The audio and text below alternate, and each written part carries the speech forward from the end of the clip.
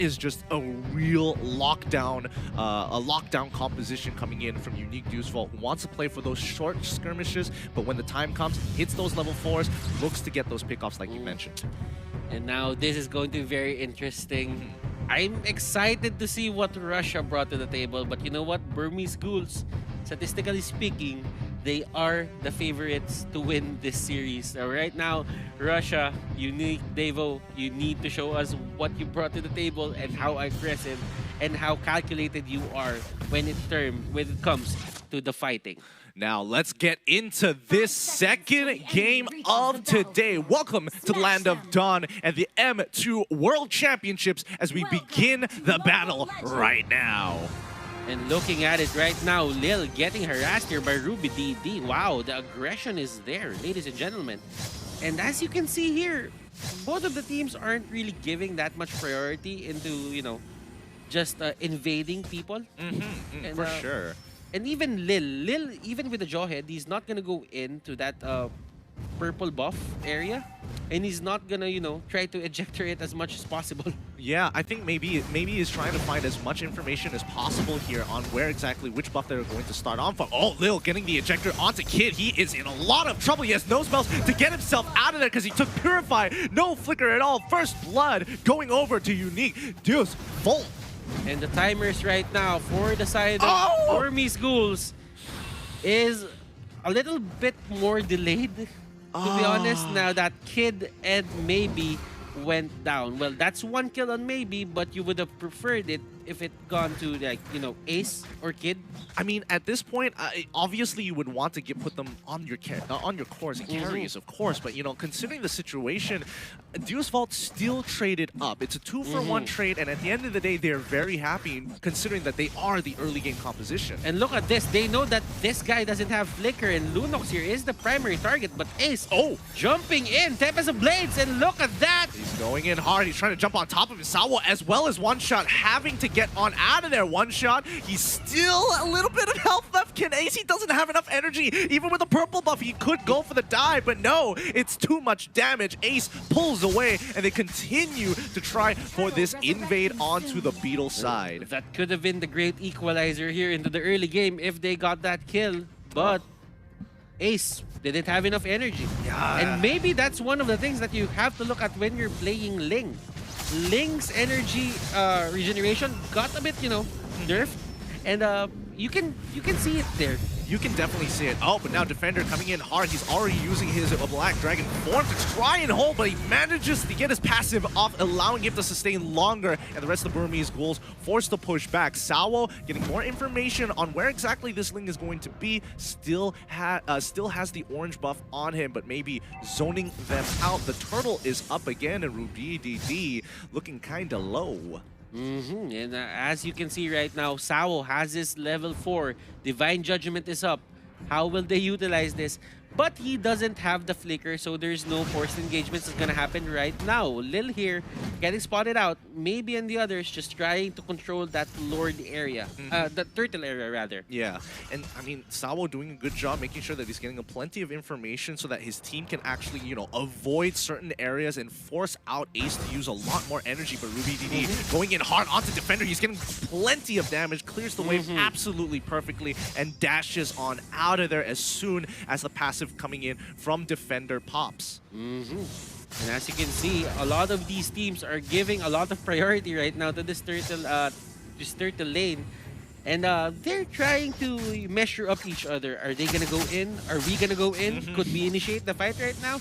And I think for Burmese Ghouls, it's all about zoning them out, just giving the idea that they're there in the area.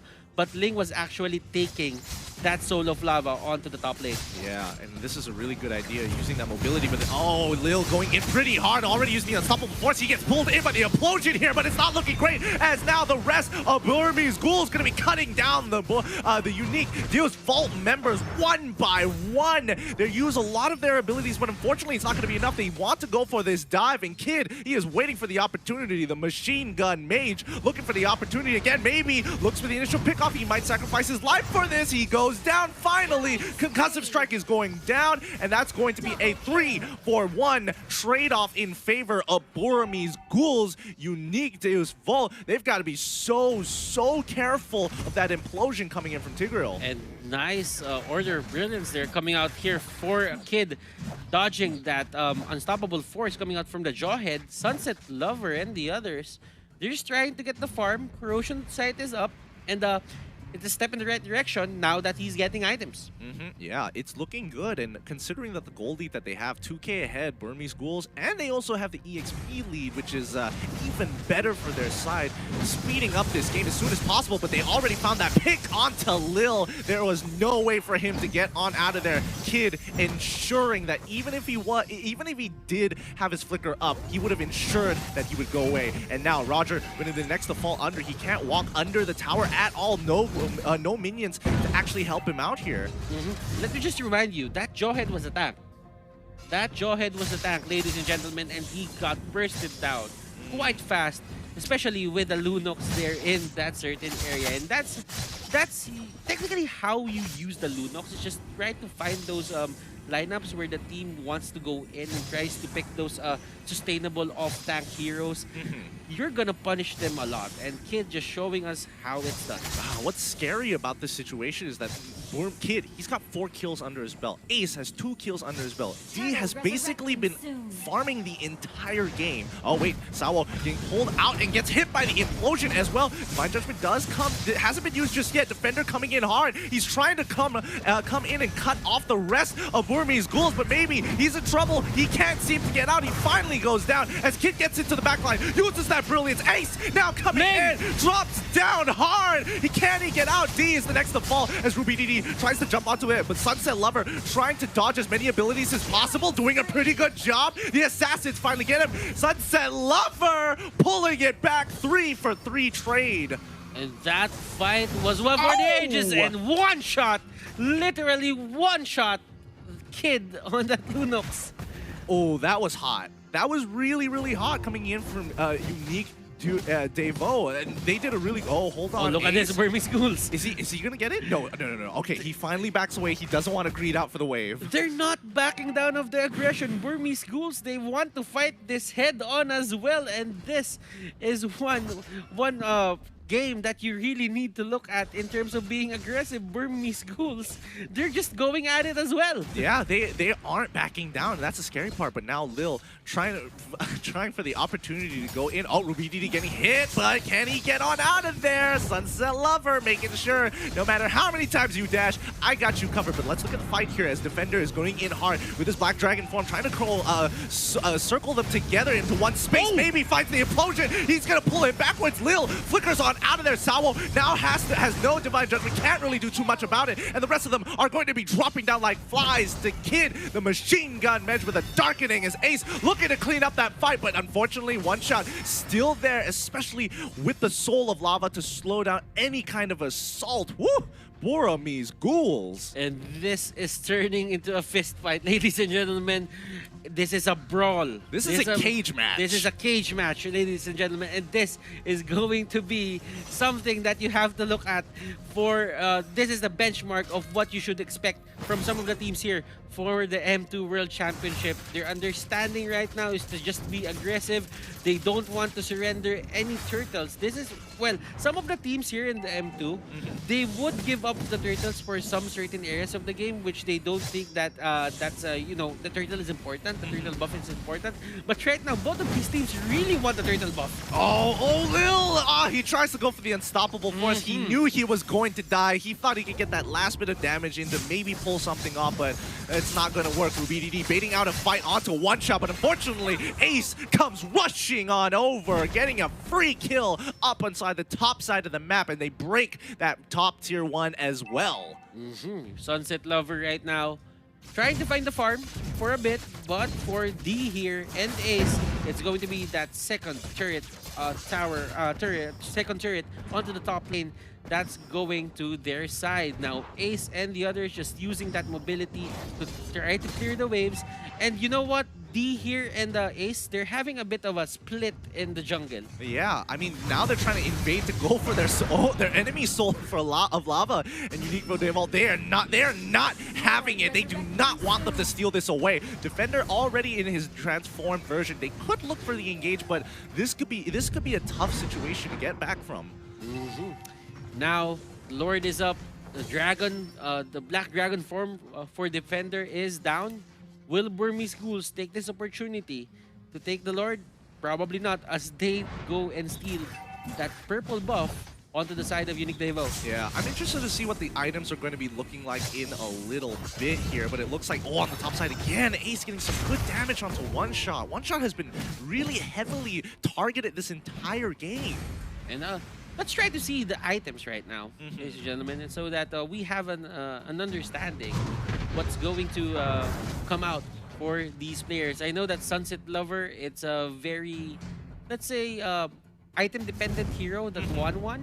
Now he has the Corrosion Sight. He has the Demon Hunter Sword. And looking at it, his counterpart onto the other lane, it's going to be the Wind of Nature, the Demon Hunter Sword, and the Golden Staff. So Claude is stacked. Yeah, it's 3-2 items on the marksman players. It's looking really, really tough here, and especially for Lil, he's been picked off so many times already that he is falling significantly behind when it comes to just being that raw tank for the team. He's getting the cooldowns, but it's tough. Now Lil, he's going to walk out once more to bait out as much as they can. The Lord has been given over to the Burmese Ghouls. They had a really good foothold on that side of the map. I'm not sure what Unique Deus Vult could have done there. Now, clearly, Unique Devo, they're having problems holding the line. They're not stopping Burmese Ghouls from invading their jungle, and all those monsters, all those creeps on the jungle are going to the side of Burmese Ghouls. Now, this is the fight that they want, I think. Unique Devo here. This is a big engagement here. Defenders still trying to push them around as much as they can. Benedetta trying to go in towards the backline, but unfortunately, Sawo wasn't able to find the right targets, and they're going in hard. Lil comes with the unstoppable force onto D here, but Ace, it has to pull back. It's 2 for 1 trade, 1 for 3 trade. This is looking great for Unique Deus Vult. They really, for the side of Burmese Ghouls, they really need to look out for the, the places they fight in. That was a very narrow space. And when the Yuzhong came in, every path that they had to escape was blocked. Absolutely. And it was every man for himself at that point.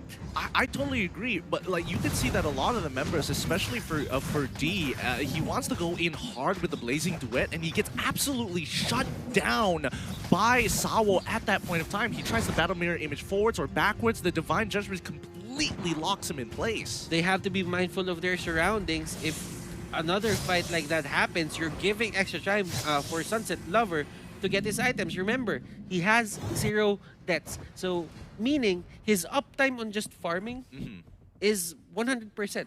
As long as he's alive, he's getting the gold, and right now he's just clearing the waves and he's moving closer and closer to his items, and once he goes online, it's a monster that you have to stop alone. Yeah, it's pretty insane. Looking at Ling's items as well, it looks like he's got the Demon Hunter Sword as well as the Endless Battle, and it looks like he will be purchasing that Blade of Despair once he gets enough gold. Looking over to Unique Deus Vult's side, looks like they are hitting their item powers, but their 2 item power spikes. It's looking like it's finally some smooth sailing and a little bit of breathing room for now.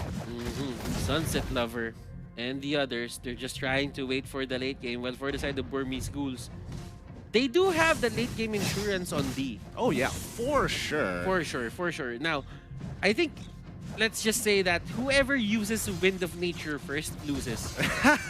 Yeah, that's how this matchup works. That I totally agree with that. That is absolutely right, because both sides are so focused on getting rid of those marksmen that if they use it a little too early or they use it ineffectively, they just end up dying anyways. Then again, it's all about the positioning. If you do not want to use your Wind of Nature, do not get caught out. Agreed.